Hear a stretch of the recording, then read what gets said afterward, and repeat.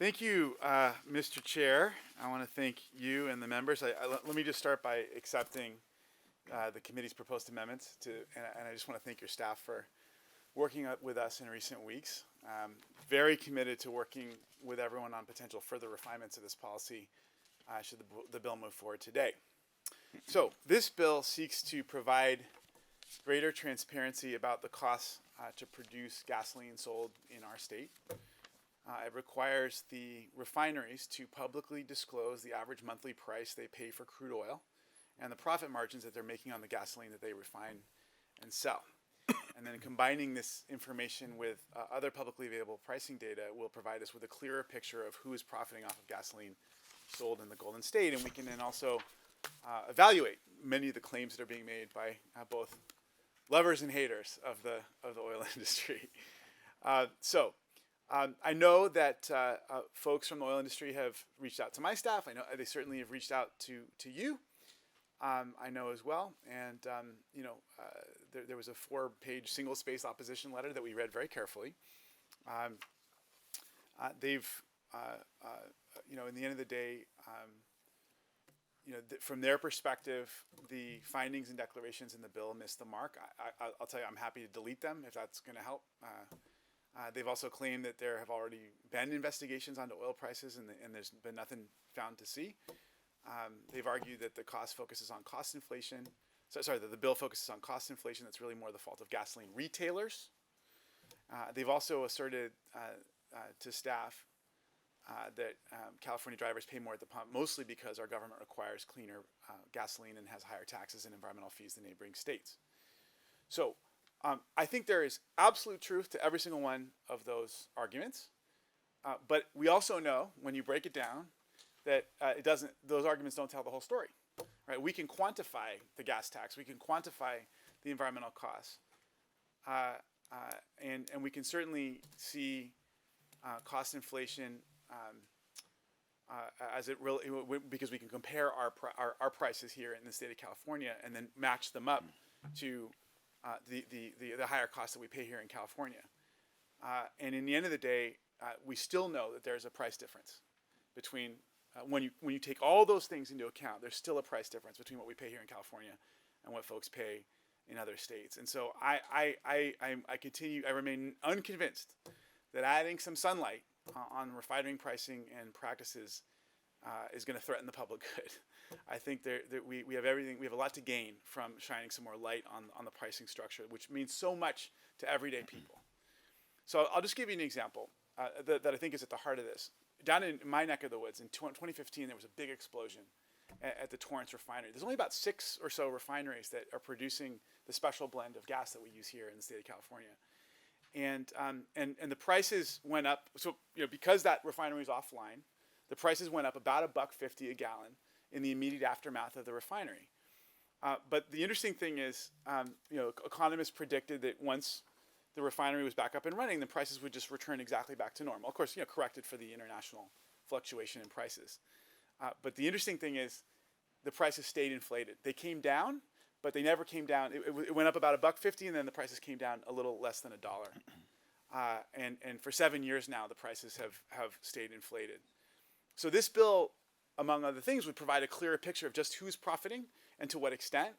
And it would provide more sunlight on an industry that we know is making really strong profits. All you got to do is take a look at their annual reports, which we've also been reviewing.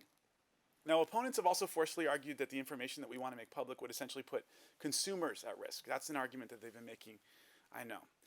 They claim that the data is too market sensitive, and it could be used by clever commodities traders to drive up the cost of gas even more. I don't dismiss these claims haphazardly. But I would note a few things with regards to this argument. The pricing information in the bill is data that the oil companies have already shared in the past within California. It's data that their publicly traded companies already disclose to shareholders. And it's also data that in various formats oil companies already publicly disclose in a number of other American states.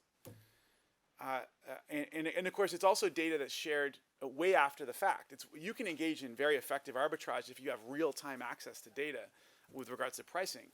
But we're talking about a month or so after the fact.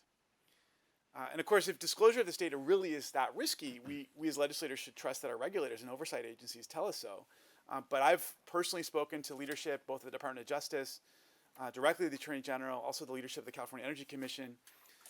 They have not asked me to abandon this path and drop this bill.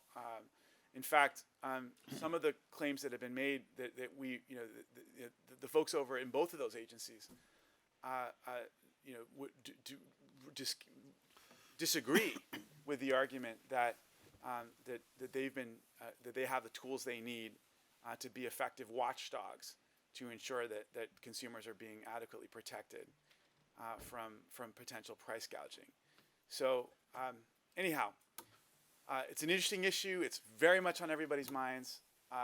This is ultimately all about trying to provide some sunlight, some transparency onto something that we know is of grave interest to our constituents who are driving and paying more than ever. Thank you. It appears you have two speakers in So Jamie organized presentations that are Jamie Court on the phone line. Yes. Jamie Court, Consumer Watchdog, and Jen Engstrom with CalPERG. Yes. If Jamie Court is on the line, you have 90 seconds. I am. Please begin. Thank you. Thank you. You know, we're paying $1.50 more per gallon than in the U.S. and only 60 cents of that can be attributable to environmental costs or fees and taxes. $1.50 more per gallon than the average cost for the U.S. driver, and that is as big a gulch as it's ever been. What this bill does is basically require oil refiners to answer for that, because if we know the cost of the crude oil they put through the refinery, if we know the cost of processing it, and if we know the cost they're charging per barrel for the gasoline on the other end, it's really easy to determine how much they're making per gallon. You just divide by 42 gallons in a barrel. And that's all this bill does, is require the oil refiners to disclose those refining profits. They do this in most states in the nation, in other regions, and until 2015, California oil refiners Valero and Tesoro published their refining profits. We know because we put a report out called Oil Slicked in 2015 that embarrassed them over these increased margins. Subsequently, the refiners stopped publishing these margins. So there's nothing in this information that would allow market manipulation. If there was, they wouldn't be putting this out to their investors in other places. They're not doing it in California because they'd be embarrassed at how much they're making. We know that they are charging us for $100 a barrel crude oil at the pump. Many of their long-term contracts are for much less, as low as $50 a barrel for crude oil. And that would add up to $1, $2 a gallon profits. If that came out, that would be devastating. Thank you very much. That would be the best disinfectant for this system. Appreciate your comments. We're going to move to the next speaker, Jen Engstrom with CalPERG. You have 90 seconds. Are you on the line? Thank you. Good afternoon. Yep. Can you hear me? Yes. Okay, great. Good afternoon to Hirsom and members of the committee. My name is Jen Engstrom, and I'm the state director for CalPERG, statewide consumer advocacy organization, and we're proud to support SB 1322. While we strive for California where the price of gas doesn't matter because our cars and trucks and buses are completely powered by renewable energy, in the meantime, we have to make sure that California oil refiners are not overcharging consumers. As has been said, Californians pay more at the gas pumps than drivers in any other state. Oil companies often blame this on environmental regulation, but our environmental protections and our taxes for road and bridge improvements only account for a portion of the over $1 more per gallon that Californians pay versus the national average. It's unclear where the rest of the higher cost comes from or who it goes to. And that's why, especially now with so much fluctuation in gas prices, we need better transparency so the public and policymakers can hold oil companies accountable if they needlessly raise prices for consumers. California consumers deserve fair prices, not inexplicably higher charges that outpace other states. That's why we urge your aye vote. Thank you. Thank you. Appreciate your comments. We'll go now to any speakers in support here in the gallery, here in the committee room. Anyone? Okay, we'll go to the phone lines. Moderator, can you please cue speakers in support of SB 1322? Thank you. To express support for SB 1322, you may press a 1 followed by the 0. We'll go to line 406. Please go ahead. Good afternoon. Daniel Brown on behalf of Sierra Club California in support. Thank you. Next speaker. Thank you, Mr. Chair. We have line 349. This is Janet Cox for 350 Silicon Valley in support. Thank you. Thank you. Next speaker. Line 183. This is John Potter with cleanup4kids.org. We strongly support this bill. Thank you. Next speaker. 285. Hello, Anna Thompson, Carmel, California. I'm in support of this bill. More transparency, the better for the consumers. Thank you. Appreciate your comments. And next speaker. 412. Hi, Teresa Brady from Moore Park, and I support this bill. Thank you. Next speaker. 325.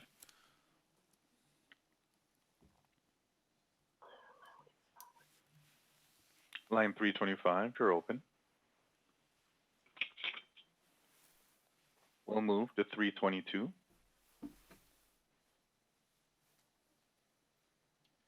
Andrea Vega from Food and Water Watch in support. Thank you. There are no further lines in queue for support. Okay, now we'll go to speakers in opposition. We have an organized presentation led by Zachary Leary with the Western States Petroleum Association. Mr. Leary, you have 90 seconds. Great, thank you, Mr. Chair and Senators. Zach Leary on behalf of the Western States Petroleum Association, respectfully taking up opposition to the SB 1322. The bill is seeking data that has already been analyzed by the CEC and found not to be the cause of energy price increases in California. We believe this bill is unnecessary because data collection and statutory oversight already exists. In the early 80s, the legislature enacted PIRA, the Petroleum Industry Information Reporting Act. I'm sorry? Who's on the line? Keep speaking. To allow the CEC to analyze and respond to shortages or other disruptions in the petroleum market. And then PIRA also allowed CEC to have a thorough understanding of the operations of the petroleum industry.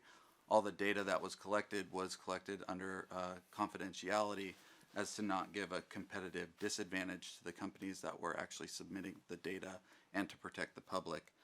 The AG has existing authority to go after anti-competitive behavior and is in litigation currently against 2 fuel market speculators. So the AG currently has the authority to pursue these cases. Senator referenced that this hasn't been analyzed. The CEC did analyze this in 2019 at the call of Governor Newsom.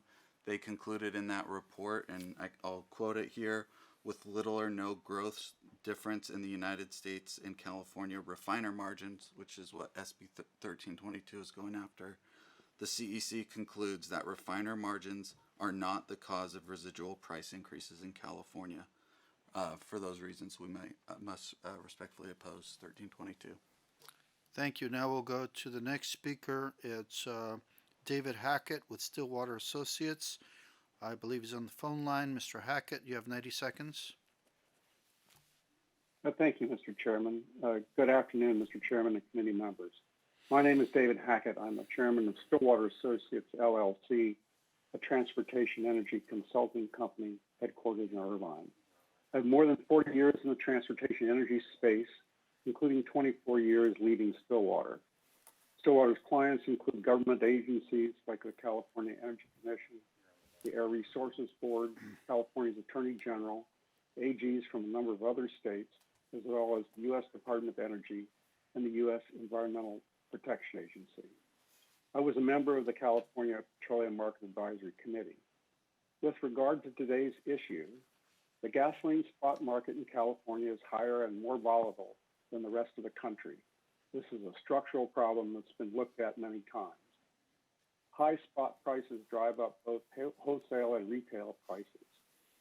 Taxes and fees are a lot higher here in California than the U.S. average. Further, California drivers have fewer locations to fill up than drivers in the rest of the country. According to Stillwater's analysis, there are about twice as many drivers per station in California than the U.S. average, and the gasoline station population is declining. One expects that high prices would attract new market entrants. But when I talk to out-of-state retailers like Wawa, Sheetz, or BJ's about coming to California, they all decline because of our state's unfriendly business climate. The bottom line here isn't that there aren't enough gas stations in California, and that's not likely to change. Thank you, sir. Appreciate your comments. We'll now open it up to any speakers in opposition here in the gallery or here in the committee room. Anyone? We'll go to the phone lines. Speakers in opposition of SB 1322. To express opposition to this bill, please press 1 and then 0 on your telephone keypad. Thank you, Mr. Chair. We do have a line with an operator. Give me just a moment, please.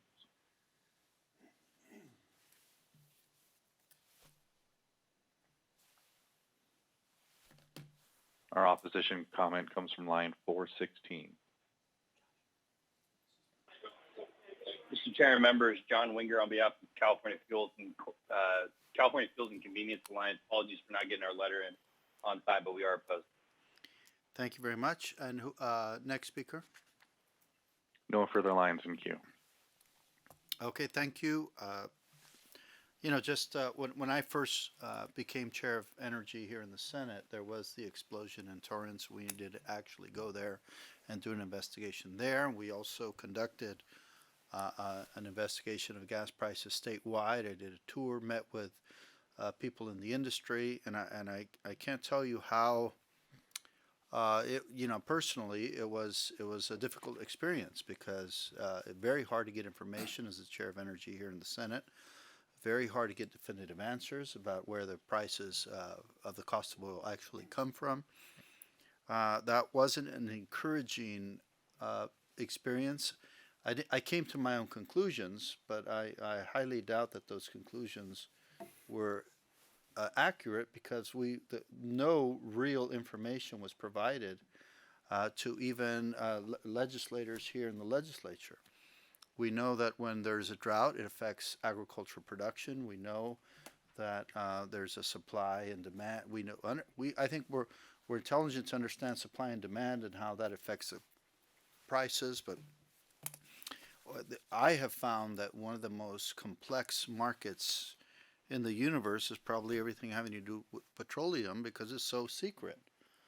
And it's hard to imagine that, often the conditions that are associated with rising gas prices are a result of those conditions because it doesn't make sense. It's not a function of weather patterns. It's not a function even of wars. I mean, we know that even during wars, in some cases, I understand if they start blowing up fields, and I understand that if extraction in certain areas completely come to a halt, and if that's measurable, that will definitely have an impact on demand, on supply. But when nothing is affecting those supply chains, it seems to just to have this very capricious effect on prices.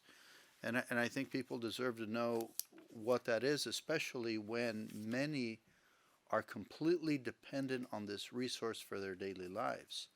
This is, at one point in human history, salt was considered an issue of national security. I think petroleum is one of those commodities that rises to the level of national security.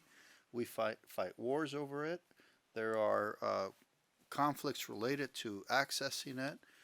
But for the people in our state, many are dependent on this fuel source to conduct their daily lives, and there are really no alternatives for many people. And simply asking a disclosure, I don't think would affect competition between oil companies. And if it does, let's invite a healthy competitive environment. If I don't buy that argument. I think it's simply a function of an industry that has a protected status in terms of disclosures of a commodity that's so important to the health and well-being of the people of our state and of our country. So I don't think this is at all an extreme bill. I think it's a very reasonable bill. We've had testimony said it's been done before. If it's been done, share it with the public. Let the people of the community make up their own minds, and let them understand where these charges are coming from. It's just been the saddest thing for me to experience this debate about oil prices being all about taxes. Yeah, taxes contribute to the costs, definitely, but the conversation shouldn't be limited to taxes. It should be limited to everything else. When the cost is $5 to $6 a gallon and taxes never increased, where is that conversation happening in our state, and who is being held responsible for that? And can consumers, who can consumers go to ask for some kind of help? Right now in America, not just in California, but in America, there's nowhere people can go, especially if they're dependent on this resource. And I can't imagine that this is a coordinated effort. I don't really believe it is by the oil companies, but at the same time, something is happening that is completely unfair, that is taking advantage of a situation that's happening worldwide. And while people are coming together and rallying as a country behind an effort, behind an issue that's so important to us in terms of fighting for democracy or fighting for national sovereignty across the world, I mean, people are stepping up, and I just see that oil companies are not. They are taking advantage of the situation, it seems. That's what it seems like. It may not be, and if it's not, we'd love to hear what that explanation is, but we always get the same explanation that doesn't seem to make sense. Anyway, that was a long speech on the subject. I'm sure everyone wants to make a comment. I'll start with Senator Min, and if there's anyone else, show a hand so I know that you would like to speak. Okay, I was right. So we'll go to Senator Becker, Senator Dolly, Senator Borges. Am I first, though? Yes. Okay, sir. I want to thank the author for bringing this bill forward. I appreciate the goals of this bill. I think it's important, as the chair had mentioned, to try to get to the bottom of this, and that's an important goal. But I do have concerns about this bill, as I've expressed to the author. I started my career as an attorney in the enforcement division of the Securities and Exchange Commission, and I know all too well the dangers of commodities market manipulation. I have concerns. I don't pretend to be an expert in any way, shape, or form on oil and oil futures and oil derivatives, particularly as it relates to the spot markets here in California. But as the analysis suggests, as the lawsuit of the people of the state of California v. Vital et al. Suggests, this is a very particularized market. It's a somewhat thin market. It's clearly vulnerable to price manipulation. And some of the data that might be disclosed here, the concern has been raised by the committee analysis that it could allow for, perhaps less than scrupulous outside traders to try to manipulate these markets. And so that concern was raised to me. I know that you're trying to address it, Senator, and that you've committed to trying to address this. And I know that some of the committee amendments help in that regard. I'm going to keep an eye on this, and I want to listen to the rest of the debate. I know you're trying to do the right thing, but I just want to express that concern that I have, because we have to be careful about the unintended consequences of a bill like this. And if it ends up leading to more market manipulation, that clearly is not what we want. No question. I mean, just to respond, I mean, before you got here, we did talk about how the data that we're asking for here in this bill is data that the oil companies shared in the past within the state of California and then stopped. It's data that they disclose to their shareholders, at least the publicly traded companies, and it's also data that in various formats oil companies are currently sharing, publicly disclosing in a number of other American states. And as you mentioned, I do think that the amends help with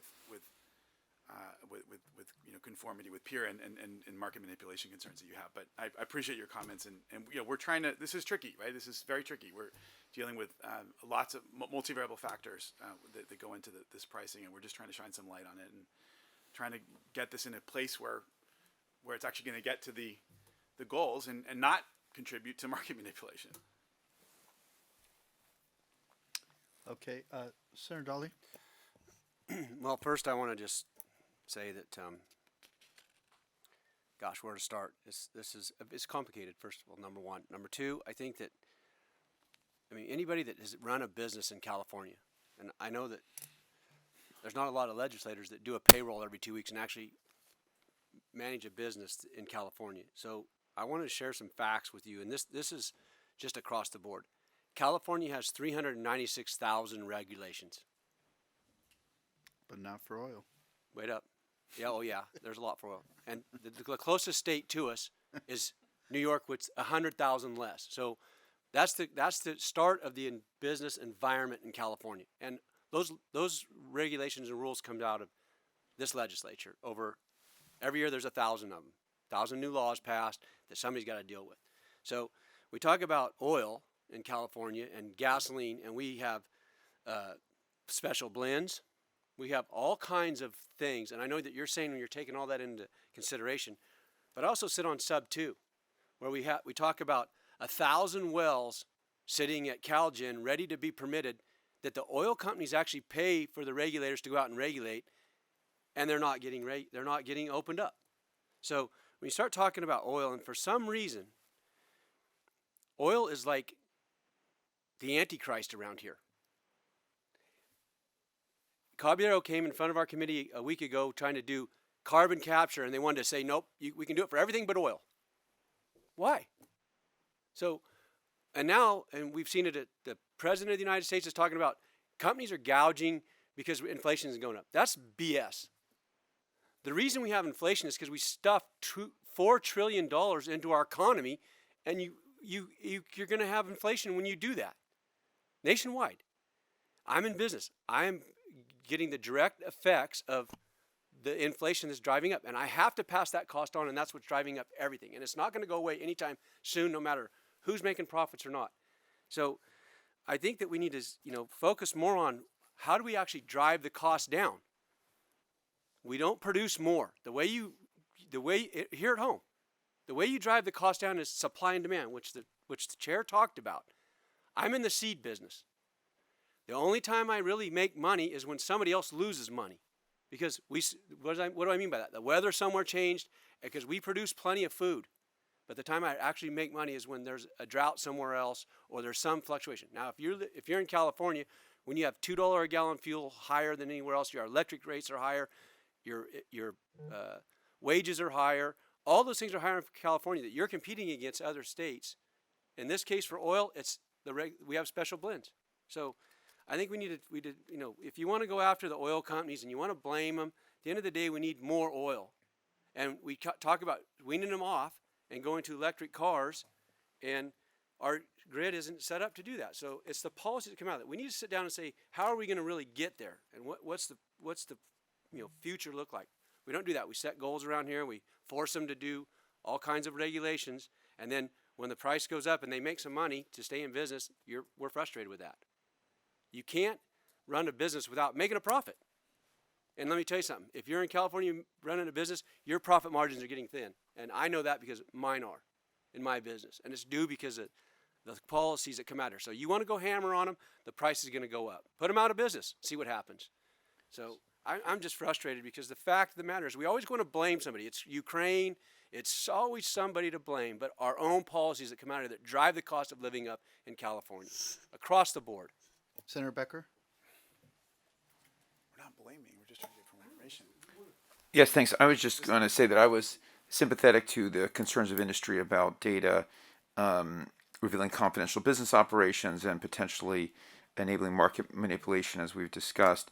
It does look like the committee amendments have changed that to keep it confidential. So with those changes, I do plan to support the bill today. Thank you, Senator. Thank you. Senator Borges? Well, I certainly heard from my colleagues, and this has been a wild day in this building For all of us. for everybody. I agree with many of the things that were said on both sides of this issue. Heard from Senator Daly that you can't expect what we do in this building to not impact what occurs in the marketplace and the overall calculus of doing business in California. No one's under any illusion that California is a pro-business state. There are designated winners, and there are certainly designated losers. But at the same time, I have a soft spot when individuals are looking into matters on the merits. And if there is a true inquiry to try to figure out where the choke points are that are exaggerating the costs of fuel, Exactly. I think that could be helpful to find. The problem is, I don't necessarily trust the configuration of who would have access to that information and how it would be assembled. So you and I had conversations, and you are a man of your word as a legislator and a person. But I wanted to throw this out there, and maybe you can comment. One of the issues that I brought up to you is confidentiality. We're talking about publicly traded entities where the refinement costs are essentially proprietary pieces of information that can be exploited by manipulators, as we heard from Senator Min earlier, that you can't just willy-nilly throw out proprietary information into the public domain and not expect there to be adverse consequences. And so where is there a reasonable path forward? We have a history as legislators of finding committees or tasking individuals in a think tank format, whether it be through the auditor or whether it be through some other existing division of the state, to look into these checkpoints. And it's not just refinement process, it's also end pump sellers. It's the A to Z of where are the inflationary choke points. Because yes, Russia has exaggerated the costs. Yes, Ukraine has exaggerated the costs. But so has regulation in California and the obscene overhead of taxes that we place on this industry. So it's more of an inquiry to you.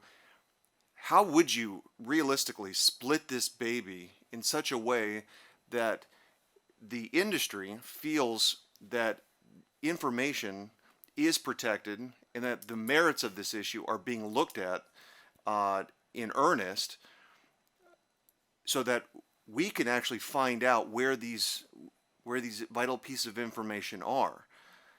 So I'm going to throw it out to you. Is there a path forward? I just don't know. Yeah.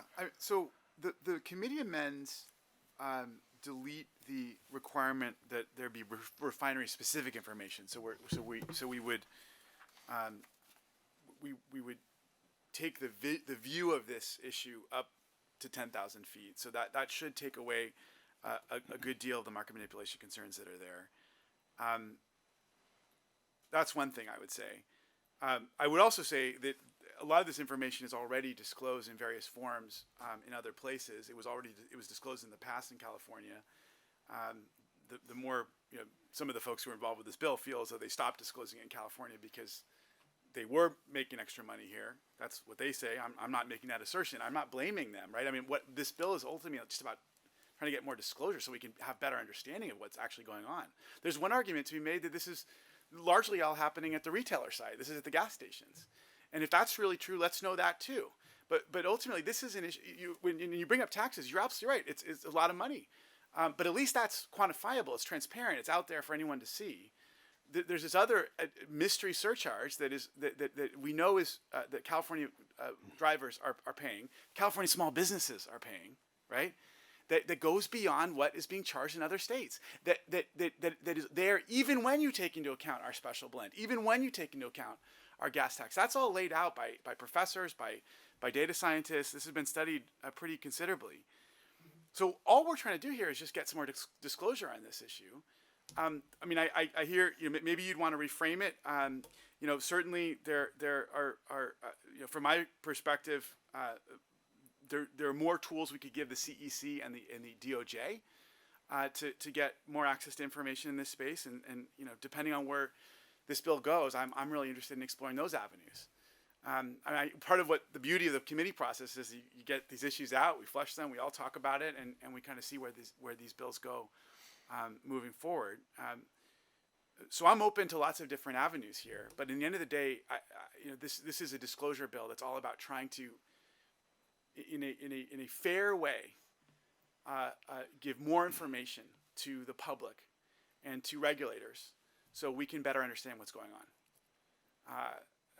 And in the end of the day, with so much respect to you, Senator, it is small businesses that are suffering the most with the higher energy costs, and there are so many factors at play. There's no question. So much of it is regulatory. I'm not denying that, but there's something else going on here too. There's something else going on here too, and that's demonstrable. Well, all right. So, why wouldn't this be fashioned as a commissioned think tank investigation? Because the idea of publicly disclosing it presupposes that there's nefarious actions at play, and this onerous monthly thing, the idea would be to kind of, we got a moment in time that you're going to have to use as a sample. Couldn't these choke points be revealed within a 6 months or a 1 year period of time data assembly? So you're saying to create some sort of task force or beef up the existing infrastructure within CEC that is something that achieves what you want. Because if what you want is to find out where those points are, then I think it'd be smarter and more efficient for us to acquire the information in a in-camera confidential way. Because I was going to oppose this out of the gate, the fact that it was going to be initially, the original draft was public disclosure. I'm like, you're going to just create a genie out of a bottle type situation. But listen, I'm only one person. I'm sorry I've taken up so much time. No, I appreciate it. I'm only one person. At this point, express your views or maybe ask. All right, we're not going to negotiate the bill here from the dais. Well, and that's exactly what I think could be done. Is that if this were in a think tank format, in camera, meaning that there is no disclosure of any information and it's within a refined period of time, I think that would be an effective way to move forward. And if it were to go in that evolution in the next committee, I think that would be something that I could probably get on board with. Okay, thank you very much. Appreciate your comments. If there's nobody else, just look, and Senator Daly, we're going to move on because we got more bills to hear, and we still have limited time. One quick question. Okay. Would you take into consideration all the regulatory fees that are just business has to have, the cost of electricity, the cost of payroll taxes, all the things that in California we pay higher than anywhere. That adds into that equation. That needs to be taken in as well. Of course, it should be taken into consideration. Absolutely. And you see, okay, that's fine. Yeah, go ahead. But let's move forward, and I'll let you make your comments. But what worries me about the discussion is that we're trying to make it seem like these are mom and pop shops, and that our regulations are costs for the pricing. And the truth is, I mean, these are companies, a lot of them are not based in California. You can't attribute that cost to companies. I mean, these are companies that make up a $400 billion industry worldwide that represents 3.8% of the entire world's economy.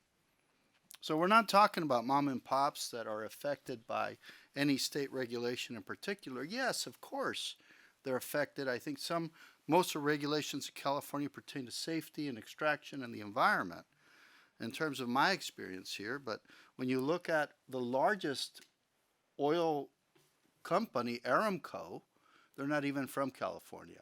and they're massive. If you consider Exxon is number 2 in the Fortune 500 list, and they're third in the world list. I mean, we're talking about Aramco, British Petroleum, Exxon, Chevron. These are massive companies that have a huge market share and should have some level of community responsibility when they manage a resource that really controls the entire world economy. We're not asking for a lot with this bill, and we're not asking for information that's even proprietary, but I think people need to get more informed in terms of what's happening and how this resource is managed politically and economically in our country. So I'll let you make, I encourage you to adopt my comments as your closing comments, but if you want to make some additional ones, feel free. Thank you. I do very much appreciate the discussion, and I saw you raise your eyebrows when you said not proprietary. I think he's referring to the fact that in various formats, this data is already being disclosed in other states. I'd love to continue the conversation with you, Senator. I appreciate where you're going with this. I think at least you're getting the core of what we're trying to get at with this bill. In the end of the day, no matter what version it ends up on the floor or in the other house, we would want it to be something that ultimately is about shining light on this